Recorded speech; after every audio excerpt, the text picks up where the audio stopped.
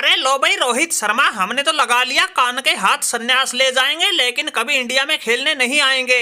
यार कोई घर बुला के ऐसे बेइज्जती थोड़ी करता है। तुम तो बिल्कुल भी दया धर्म ना दिखा रहे। ऊपर से बेसबॉल का आविष्कार हम इंग्लैंड वालों ने किया, लेकिन उसका पूरा फायदा तुम इंडिया वाले उठा रहे। हमारे वालों से तो पूरी पारी में सिर्फ 3 छक्के लगे, लेकिन तुम लोगों ने 1 विकेट के नुकसान पे 135 रन बनाए हैं, उसी में 7 छक्के लगा दिए। अरे बैन स्टोक भाई, ऐसे घबराओ मत, बड़े बड़े शहरों में छोटी मोटी घटना तो होती रहती है।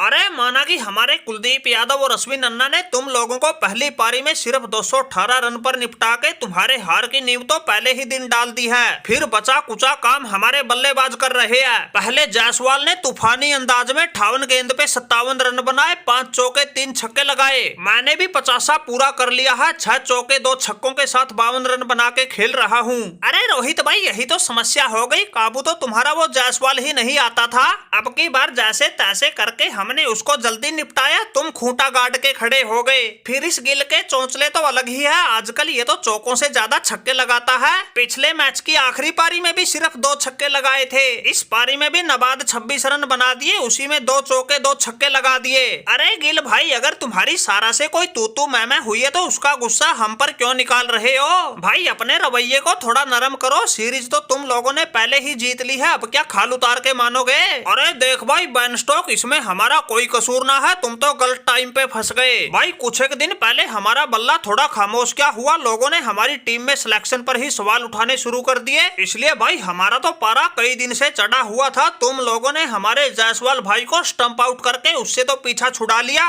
लेकिन अब रोहित शर्मा और गिल के आंधी तूफान से नहीं बचोगे। अभी तक तो क्रीज पर हम ही खड़े हैं, उसके बाद भाई सरफराज खान और ध्रुव जुरेल जैसे आने बाकी है। और जो तुम लोगों की पहले दिन लंका लगाई है, ये तो हमारे तूफानी खेल की सिर्फ झांकी है। वो तो शुक्र है तुम्हारे जैक क्रोली का बल्ला चल गया, वो 79 रन की पारी खेल गया, इसलिए तुम्हारा स्कोर ये 218 रन तक पहुंच गया। वरना हमारे कुलदीप यादव और अश्विन भाई ने अपनी फिरकी को ऐसा घुमा दिया था, तुम्हारे सभी बल्लेबाजों को अपनी उंगलियों पर नचा दिया था। कुलदीप यादव ने विकेटों का पंजा मारा तो चौका अश्विन भी मार गया। हमें तो पक्का यकीन है इंग्लैंड ये आखिरी मैच भी बिल्कुल एक तरफा हार गया।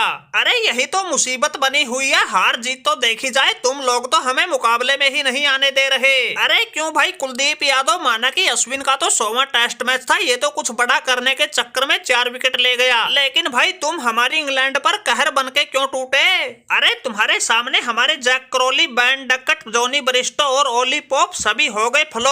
तुम्हारी गेंदबाजी का तो ऐसा था खौफ, ये खुद बैन स्टोक भी अपना खाता नहीं खोल पाया। 0 के स्कोर पर ही होके तुम्हारी गेंद पे एलबीडब्ल्यू पवेलियन लौट आया।